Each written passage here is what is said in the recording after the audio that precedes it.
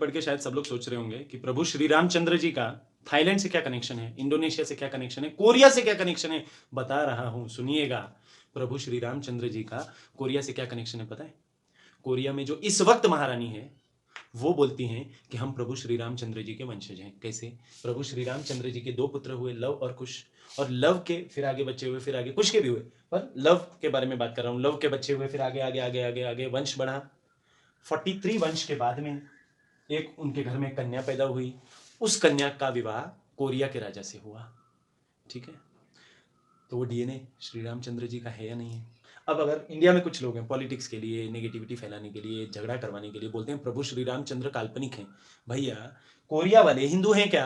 Korea वाले श्री राम के भक्त हैं क्या? नहीं है ना। फिर भी अच्छा, कोरिया तो नास्तिक देश है, वहां तो किसी भगवान को नहीं मानते हैं, ना जीसस क्राइस्ट को, ना अल्लाह को, ना गुरु नानक जी को, ना प्रभु श्री रामचंद्र जी को। उस देश के राजा की बीवी बोलती है कि हमारी पूर्वज श्री रामचंद्र जी की वंशज थी, मतलब इनडायरेक्टली प्रभु श्री रामचंद्र हमारे पूर्वज हुए।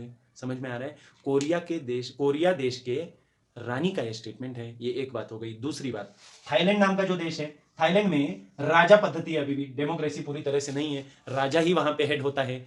उस राजा को क्या बोलते हैं पता है? लॉर्ड रामा बोलते हैं, लॉर्ड रामा। अब ये लॉर्ड रामा कहां से आया?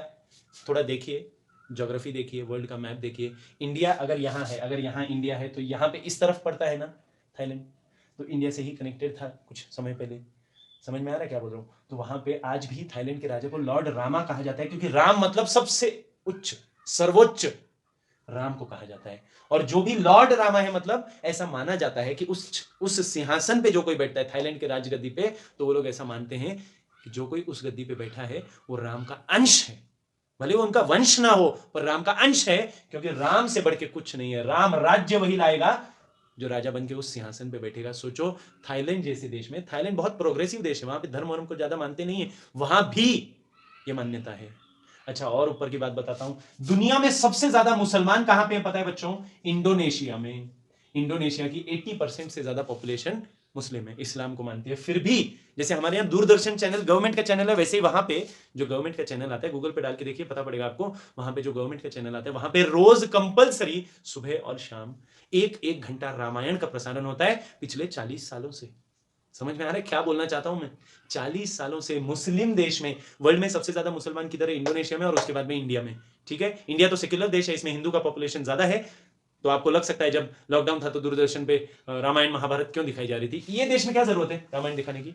उनको कोई पूछता है ना कि अरे आप तो मुस्लिम हो, आप क्यों देखते हो, आप क्यों रामायण में एक्ट करते हो? अच्छा, जितने पात्र है ना, जो राम बनता है, जो सीता बनता है, जो हनुमान बनता है, वो सारे मुसलमान है। फिर उनको जब पूछा जाता है कि इंडोनेशिया जैसे इस्लामिक कंट्री में आप रामायण का प्रचार प्रसार क्यों करते हो, दिन में 2 बार सुबह शाम रामायण क्यों दिखाते हो, नोट पे गणपति का फोटो है, उनके गणपति का फोटो क्यों बनाते हो? तो उनका रिप्लाई सिर्फ एक आता है कि हम धर्म से मुस्लिम हैं और हमारा कल्चर हिंदुत्व है।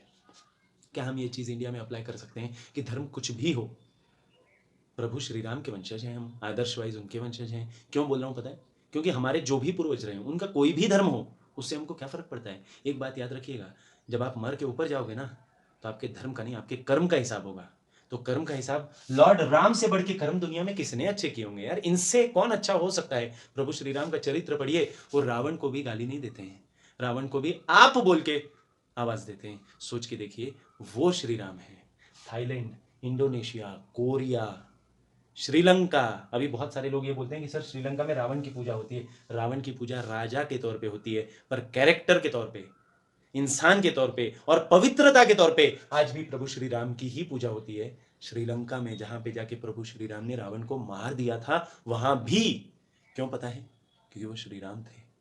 अगर आप सच में रामायण के बारे में थोड़ा सा भी जानते हो, तो रावण ने पूरी धरती पे अत्याचार बढ़ा दिया था, उसके बाद राम का जन्म हुआ था, और एकदम सिंपल थे। रावण के फिजिक बॉडी के सामने, पर्सनैलिटी के सामने राम एक बच्चे थे, इसमें कोई डाउट नहीं है।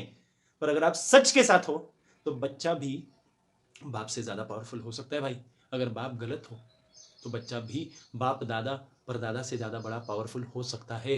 प्रभु श्री राम ने उसका बेस्ट एग्जाम्पल दिया है। आज भी कहीं भी दुनिया के किसी कोने में अगर आप जाओगे, तो सबसे फेमस कैरेक्टर, सबसे फेमस इंसान जिसके बारे में कोई बुरा नहीं बोलना चाहता, वो है प्रभु श्री राम। फिर भी आज देश में लोग उनके बारे में, कुछ लोग उनके बारे में बुरा बोल रहे हैं। क्यों पता है? उनके मन में नहीं, उनको भी अंदर से आवाज आ रही है कि अरे क्या बोल रहा है भाई, श्री राम के बारे में बुरा बोल रहा है, जिसने जिंदगी में किसी का बुरा नहीं किया। उनकी बीवी को कोई उठा के ले गया, उसको भी मारने के बाद प्रभु श्री राम रोए थे। इतने मन से पवित्र इंसान थे जो रावण को मारने के बाद भी प्रभु श्री राम रोए थे और लक्ष्मण को बोले थे, लक्ष्मण जाओ रावण के मुंह के पास जाके कान लगाओ और उसको बोलो, श्री रावण जी प्लीज मुझे ज्ञान दीजिए। तो लक्ष्मण ने बोला, भैया क्या बोल रहे हो आप, रावण से मैं ज्ञान लूंगा? तो श्री राम ने बोला, लक्ष्मण हे मेरे छोटे भाई, रावण ने सीता को किडनैप किया, एक गलती। रावण ने जिंदगी भर घमंड किया, दो गलती। इसके अलावा रावण में कोई गलती नहीं है बेटा। जाके देख, गलतियां हैं और भी गलतियां हैं, 10 सिर वाला जो बात है, अभी मैं 2 बता रहा हूं, 2 गलतियां हैं, बाकी जाके देख बेटा उसका ज्ञान कितना है, एक बार उसके पास जा। और जब रावण के पास जाते हैं लक्ष्मण और बोलते हैं, मुझे मतलब इच्छा तो नहीं है कि रावण से क्या हाथ जोड़ के ज्ञान मांगना, और राम ने भेजा है, बड़े भाई ने भेजा है, तो बिना मन के चले जाते हैं और हाथ जोड़ के बोलते हैं, हे श्री रावण, मुझे मेरे बड़े भाई भ्राता श्री रामचंद्र जी ने भेजा है, मुझे ज्ञान दीजिए। तो रावण ने 3 ज्ञान दिए। सबसे बड़ा ज्ञान, अपने भाई की वजह से मैं हारा हूं। तो लक्ष्मण ने बोला, क्यों, आपका भाई तो बहुत अच्छा है।